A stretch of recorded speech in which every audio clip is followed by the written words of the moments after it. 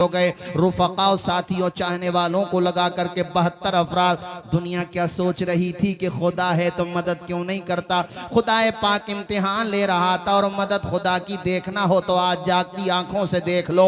उस दौर में दबदबा वहां यजीद का था। 3 साल 7 महीने उसकी हुकूमत रही।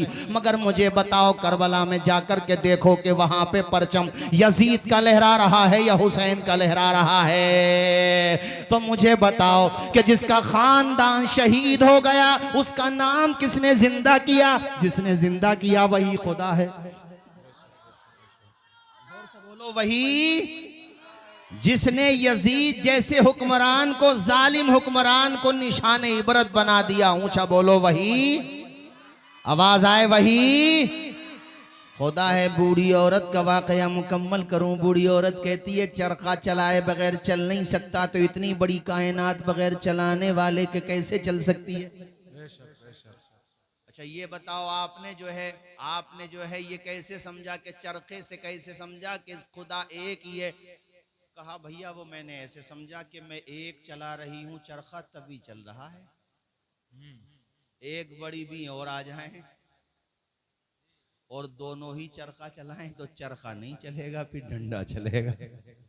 अरे बोलो यार, मैं कहूंगी इधर से चलाना है, वो कहेगी नहीं इधर से चलाना है।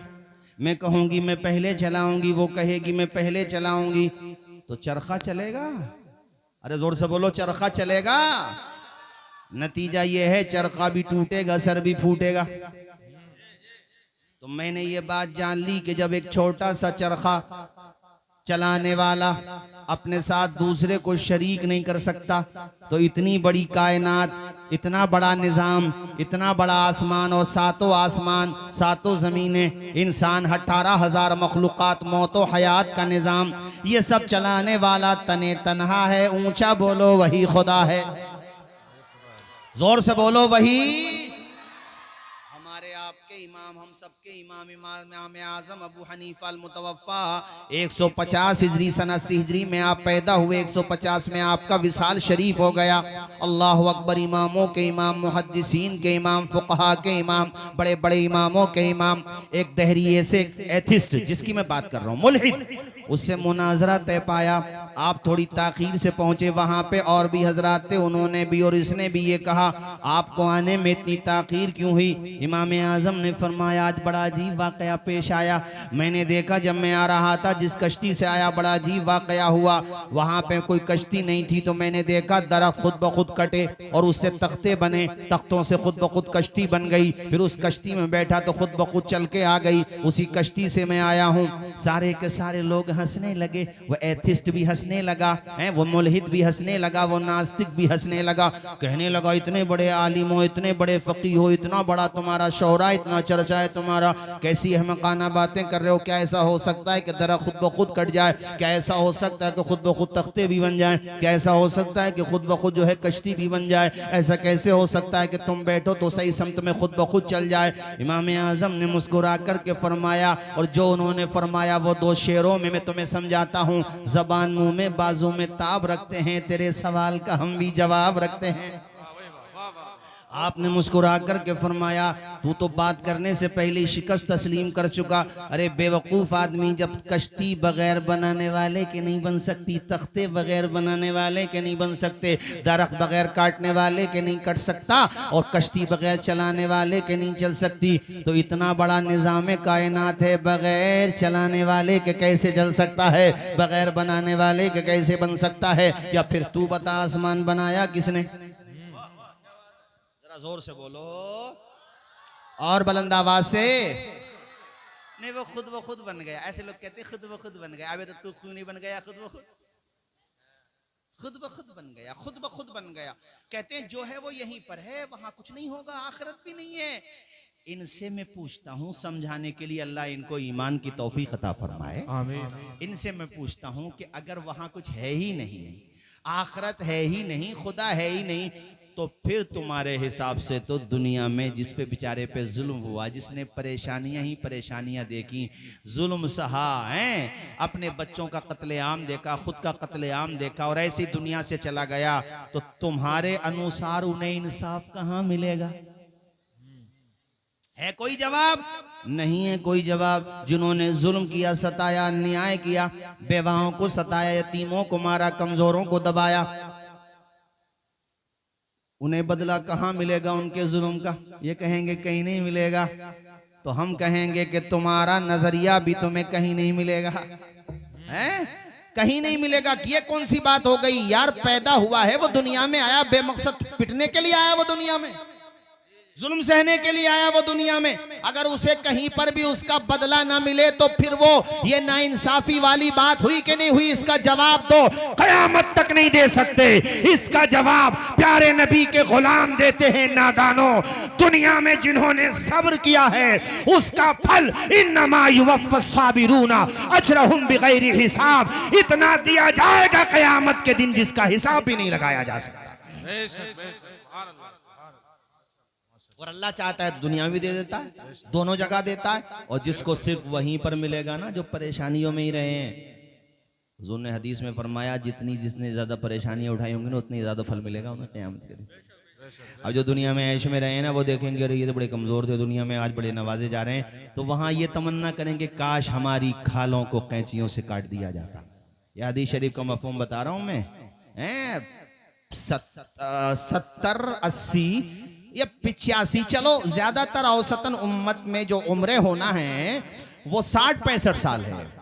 इतने साल की उम्र तुझे मिली है और तू बातें खुदा से लड़ाई की करता है, झगड़े की करता है। नादान, अपने आप पर ही गौर कर ले। अरे तेरा डीएनए सिस्टम है, तेरा ब्लड ग्रुप अलग है, तुझे अल्लाह ने कैसी सलाहियतों से नवाजा, और ये बता सब कुछ उसूल के ताबे होकर ही क्यों चल रहा है? कोई जवान बच्चा क्यों नहीं होता? फिर ये बता, अगर सब कुछ इंसान के कंट्रोल में है। आज तो मेडिकल साइंस भी बहुत ज़्यादा एडवांस हो गई, तो मौलाना फैजान साहब हमेशा बच्चे ही जवान होते हैं, कोई जवान बच्चा क्यों नहीं होता? जवान बूढ़े हो जाते हैं, कोई बूढ़ा जवान क्यों नहीं होता? ऐसा क्यों नहीं होता कि वो 70 साल वाला पलट के आ जाए 30 साल में और माइनस हो जाए, बाकी उम्र जो थी वो सब खट जाए? ऐसा क्यों नहीं होता? जो वक्त गुजर रहा है मौत के करीब कर रहा, ऐसा क्यों नहीं होता कि गिनती उल्टी हो जाए? तो गिनती उल्टी कर नहीं सकता, निजाम को उल्टा करने चला है भला आदमी। अपना बुढ़ापा रोक नहीं सकता, दुनिया को कंट्रोल करने की बात करता है। अरे सुनो, साइंस की वजह से बेशक सहूलतें बढ़ गई, सफर तेज हो गए, मसाफतें तो वही थी मगर मसाफतें काटने की रफ्तार बढ़ गई। जो सफर एक एक माह में होता था वो चंद घंटों में होने लगा। बेशक इलाज में सहूलतें बढ़ गई, इंसान हवाओं में परवास करने लगा, मगर फितरत के उसूल कल भी वही थे, आज भी वही है। मरने का तरीका कल भी वही था, आज भी वही है। कल भी अमीर मर रहे थे, गरीब मर रहे थे, बच्चे मर रहे थे, बूढ़े मर रहे थे, मर्द मर रहे थे, औरतों का इंतकाल हो रहा था। वही सिस्टम आज भी है। अमीरों को मौत आती है, गरीबों को मौत आती है, बच्चों को मौत आती है, बूढ़ों को मौत आती है। मुझे बताओ कहां बदलाव हुआ है? कुछ भी बदलाव नहीं हुआ है। जो सिस्टम पहले दिन से चल रहा है वो आज तक बाकी है और बाकी रहेगा। बेशक बेशक। अगर इंसान के कंट्रोल में होता मौलाना अतीक साहब, तो सबसे पहले तो इंसान यही काम करता, भैया अपने आप को मौत से मुक्त करो। अरे बोल तो दो कम से कम, बड़ी घूर के देख रहे हो कि कोई नुस्खा मेरे पास नहीं है? कभी सोचो, किसी के पास नहीं, यही बता दूं, मौत से मुक्त होते नहीं होते। और सबसे पहला ये काम पता कौन करता है इस जमाने में? मौलाना इरफान साहब। डोनाल्ड ट्रंप है उसका नाम। अमेरिका का जो राष्ट्रपति है, जो अपने भारत के खिलाफ भी बहुत बोलता है, टैरिफ पे टैरिफ लगाता है, ये करता सबसे पहला काम तो कि भाई मौत से मुक्त हो जाओ। और इसके लिए पूरा अमेरिका भी इसको अगर बेचना पड़ जाता तो बेच देता, मौत से मुक्त हो जाओ। मगर इतना तो वो भी जान गया है, नासा हो या और साइंस के सेंटर्स हो, वहां से भी बता दिया गया कि बुखार का तो इलाज है, नजले का भी इलाज है, और वो भी तब जब मौत नहीं आए, वरना डेंगू में भी चल बसता है आदमी। ऊंचा बोलो जरा, उसको भी। तो अब ये बताओ मुझे, जब उसके पास मौत का इलाज नहीं है, है किसी के पास मौत का इलाज? हुजूर सरकारे कलां अलैहि रहमा जिस खानकाह से आपका ताल्लुक था, उसी खानकाह के एक अजीम बुजुर्ग जो अल्हम्दुलिल्लाह आज भी बक़ैद हयात मौला ताला उनको उम्र तवील अता फरमाए, उम्र खिज़र अता फरमाए, हज़रत शेखुल इस्लाम वल मुस्लिमीन अल्लामा सैयद मदनी मियाँ के वालिदे गिरामी, जो मदनी मियाँ साहब जिंदा हैं, उनके वालिदे गिरामी फौत हो गए, हुजूर मुहद्दिस आज़म हिंद। उनसे एक साहब ने सवाल किया, हजरत ये बताइए इंसान को अल्लाह ने कितनी पावर दी है, कितना उसको इख्तियार दिया? आपने फरमाया खड़े हो जाओ, वो खड़ा हो गया। फरमाया एक पैर उठाइए, अपना पांव उठा लिया उसने, कहा दूसरा भी उठाइए, नहीं उठा पाया। फरमाया बस इतना ही इख्तियार है। अरे समझ में बातें आ रही हैं या वैसी गर्दन हिलाई जा रही हैं? आ रही है ना माशाअल्लाह। फरमाया बेटे इतना ही इख्तियार है बस। तो इंसानों तुम्हारे पास जो फ्री विल है, इख्तियार है, देने वाले ने दिया है, और जिसने दिया है वही खुदा है। अच्छा इस्तेमाल करोगे तो जन्नत में जाओगे, बुरा इस्तेमाल करोगे तो दोज़ख में जाओगे। और आखिर में अब जाते जाते मैं चंद बातें इन तलबा के लिए और मदरसे के लिए भी कहता हूं। कहां चले गए मौलाना कारी जावेद साहब? बड़ी मेहनत कर रहे हैं। और कौन मुदर्रिस है यहाँ पर? अकेले तने तनहा अकेले हैं, मगर कई पर भारी है माशाअल्लाह, और मेहनत से पढ़ाते हैं। बस्ती के लोगों, अभी मेरे छोटे भाई मोहतरम मौलाना फैजान साहब ने बड़ी अच्छी मिसाल दे के समझाया कि आप लोग कई हफ्तों तक कुरान पाक की ज़ियारत नहीं करते, मगर ये जो तलबा बैठे हैं ना, इनके अलावा जो पढ़ते हैं, यहां मगरिब बाद आओगे तब भी कुरान की तिलावत की आवाज आएगी। ईशा के बाद आओगे तब भी तिलावत, 11 बजे तक तिलावत। बस्ती के लोग 9 बजे से पहले उठते नहीं हजरत, और सर्दियां हों तो 11 बजे से पहले आंख नहीं खुलती, इनकी ठंडी बहुत है। सलाम करो मदरसों में पढ़ने वालों को और पढ़ाने वालों को कि सर्दी दिसंबर की हो या सर्दी जनवरी की हो, सुबह के 5 बजे से पहले ये उठ जाते हैं। और अब तो सहूलत, खैर ये पानी गीजर वगैरह लग गए। जब हम पढ़ते थे तो गीजर भी नहीं थे, और जामिया कादरिया में 2 साल पढ़े, मुझे आज तक याद है कि वहां पर उस वक्त पैसों की कमी की वजह से गुस्ल खाने तक नहीं थे, अभी भी याद है मुझे। लेकिन मजाल थी किसी बच्चे की जमात भी छूट जाए तो मदारिस पे सिर्फ जबानें खोलना आती हैं लोगों को।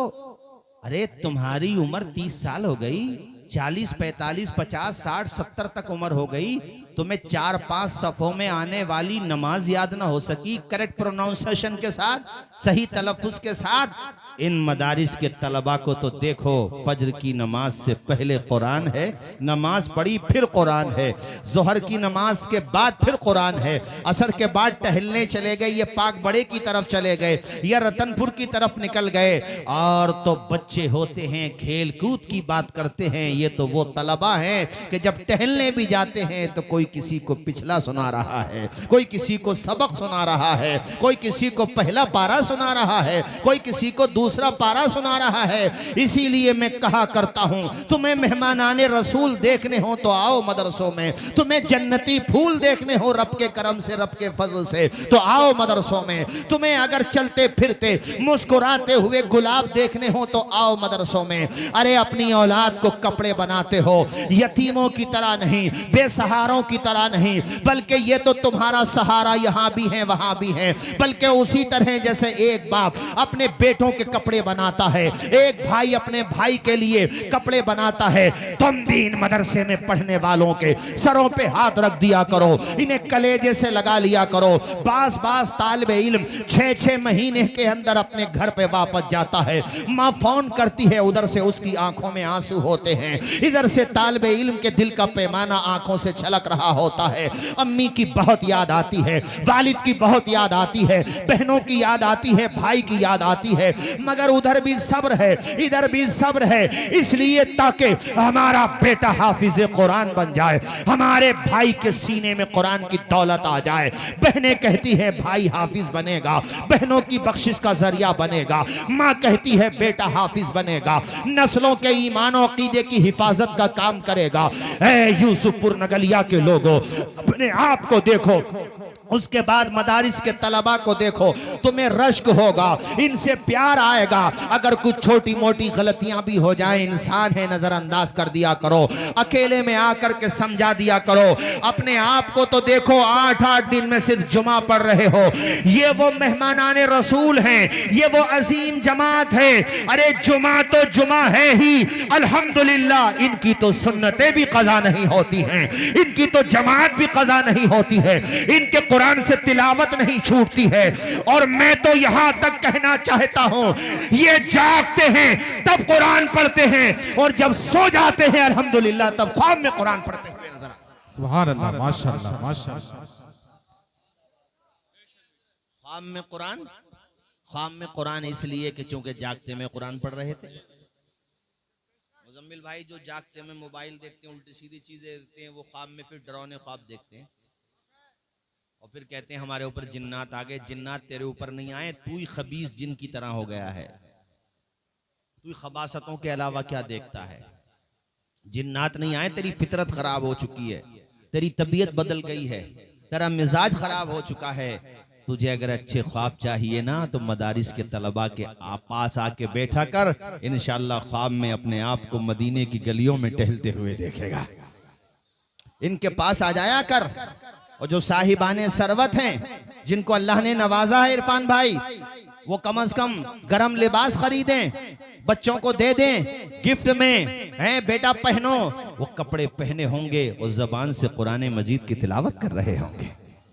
अभी हमारे छोटे भाई मौलाना फैजान साहब ने कहा ना, इन बच्चों की तिलावत की बरकत से बस्तियों में रहमतें नाजिल होती हैं।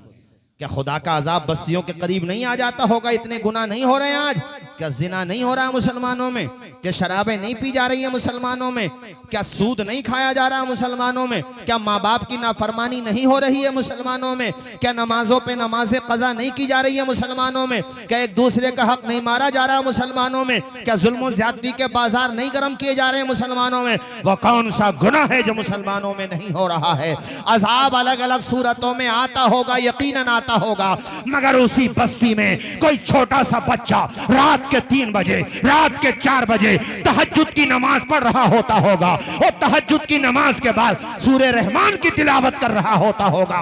अज़ाब वापस चला जाता है, इसलिए कि इस बस्ती में अगर गुनहगार रहते हैं तो मुस्तफा के वफादार भी रहते हैं। सुभान अल्लाह, सुभान अल्लाह, माशाअल्लाह, माशाअल्लाह। वाह वाह। इन्नल हसनात युज़हिबन सय्यिआत। ये हमारे कारी हमारे नूर मोहम्मद साहब रतनपुर में पढ़ाते, मेरे साथी हैं, और ये एदादिया में मेरे साथ पढ़े हैं। बहुत मोहब्बत करने वाले हमारे बड़े मखसूस अहबाब में हैं अल्हम्दुलिल्लाह। ये भी बहुत शानदार इदारा चला रहे हैं वहां पर रतनपुर कला में, मेहनत से पढ़ा रहे हैं। ये कारी अतीक साहब, ये आपकी बस्ती है क्या? वो जो तंजीम आप चला रहे थे, है वो नूरी फाउंडेशन? ये अतीक जो है अल्हम्दुलिल्लाह, अतीक तो कहते ही उसको हैं जो बहुत पुराना हो, जिसका जमाना दीवाना हो, है जिसको कहते हैं बहुत पुराना। और सदर भी यही है नूरी फाउंडेशन के। इस मर्तबा ब्लैंकेट तकसीम की आपने, ये करेंगे इंशाअल्लाह। खरीदो, बेवाओं में तकसीम करो। कारी जावेद साहब, ये भी जसामत के एतबार से कमजोर नजर आते हैं, मगर ईमान के एतबार से बड़े मजबूत नजर आते हैं। खिदमत के एतबार से बहुत कारहाय नुमाया अंजाम देते हैं। और मैं तो यूसुफपुर में उन तमाम घर वालों को भी सलाम करूंगा जिन्होंने अपने घरों को तलबा की जागीर बना दिया है। सुभान अल्लाह, सुभान अल्लाह, माशाअल्लाह, माशाअल्लाह। जरा जबान खोल के तो बोलो सुभान अल्लाह। कभी हमारे घर पे कोई मिनिस्टर नाश्ता कर जाए तो हम कहते, अरे वो मिनिस्टर साहब ने नाश्ता किया है इनके घर पे, वो परिवार वालों को रश्क होता, अरे इनके घर पे तो वो आए थे। मैं कहता हूं इन सबसे ज्यादा कहने का हक उसे है जो ये कहे मेरे घर मेहमान रसूल आया था। सुभान अल्लाह। मेरे घर अल्लाह के रसूल का मेहमान आता है, मेरे घर कुरान पढ़ने वाला आता है, मेरे घर वो आता है जिसकी जमात भी कज़ा नहीं होती, मेरे घर वो आता है अल्हम्दुलिल्लाह। बाज तो मदारिस में ऐसे तलबा भी होते हैं, अल्लाह की कसम आंखों में आंसू आ जाते हैं ऐसे बच्चों को देख के कि एक बैठक में पूरा कुरान शरीफ सुना देते। जरा बोल तो दो सुभान अल्लाह, सुभान अल्लाह। पूरा कुरान शरीफ सुना देते हैं एक नशिस्त में। ऐसे ऐसे तलबा भी होते हैं और इनमें भी अल्हम्दुलिल्लाह ऐसे तलबा यकीनन होंगे जो मैं समझता हूँ इमसाल भी कुरान शरीफ सुनाएंगे। एक तो रतनपुर में भी है माशाल्लाह एक नशिस्त में। अल्हम्दुलिल्लाह हमारे शहर संबल में भी कई जगह कई हुफ्फाज ऐसे हैं यार, कितने मजबूत हाफिज हैं। सुभान अल्लाह। जरा जोर से बोल दो। और हमारे जवान एक बैठक में पूरे साल में रिलीज होने वाली फिल्मों के सारे गाने सुना देते हैं और फिर उनमें मुकाबला होता है कि किसे कितने याद हैं। ऐसे मुकाबले करते हो हैं।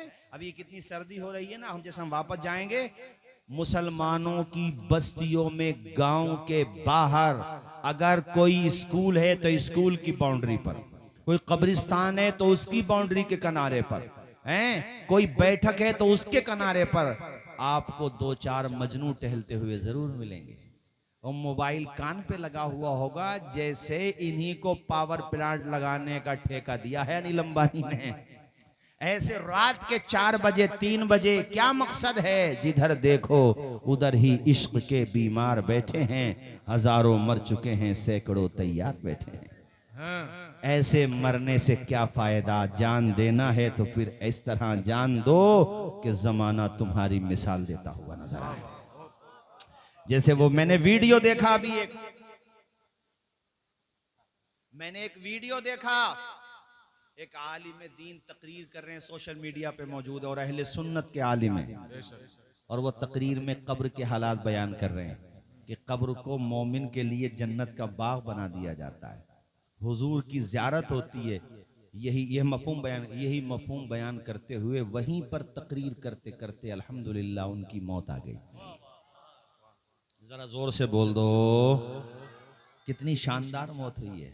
डरा करो ऐसी मौत से कि आदमी नापाक है और मौत आ गई है, मतलब बेवजह नापाक है, हालांकि पाक हो सकता था, नहा सकता था, या शराब के नशे में है माज़अल्लाह, शराब पिया हुआ है और शराबी ही है उस वक्त, नशे में है, मौत आ गई, माज़अल्लाह माज़अल्लाह। पढ़िए कलमा शरीफ, अशहदु अल्ला इलाहा इल्लल्लाह व अशहदु अन्ना मुहम्मदन अब्दुहु व रसूलुहु।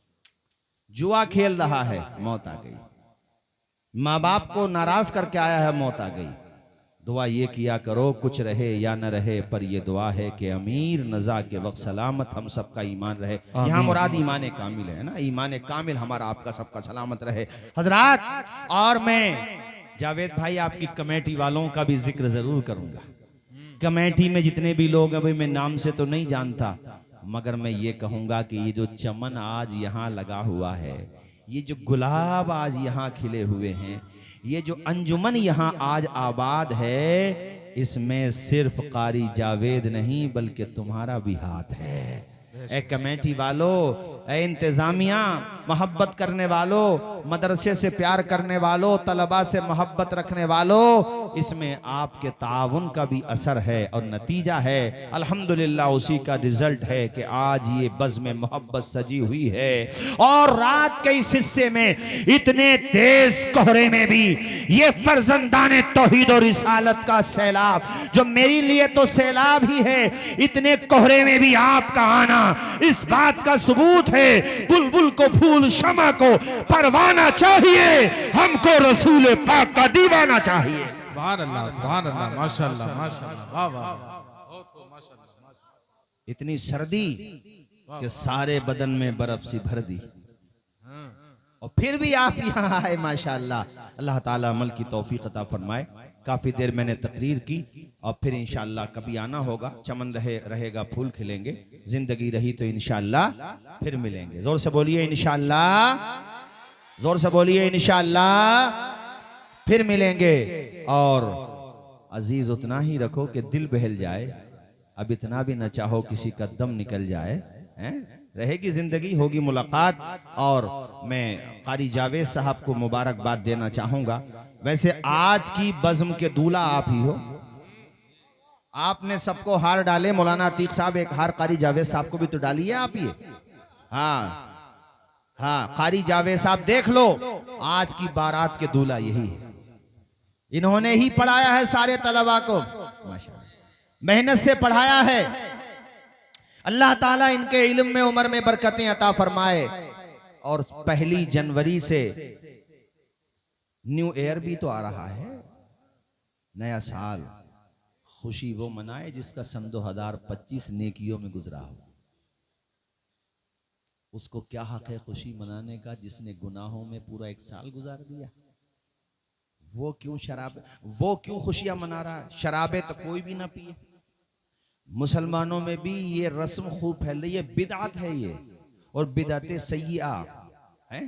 तुम्हारी किताबे हयात का एक वरक़ खत्म हो गया, तुम्हारी हयात की इमारत की एक ईंट और गिर गई है, एक ईंट और गिर गई दीवारे हयात की।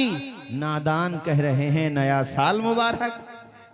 भाई मौत के करीब हुए हो या जिंदगी के करीब हुए हो?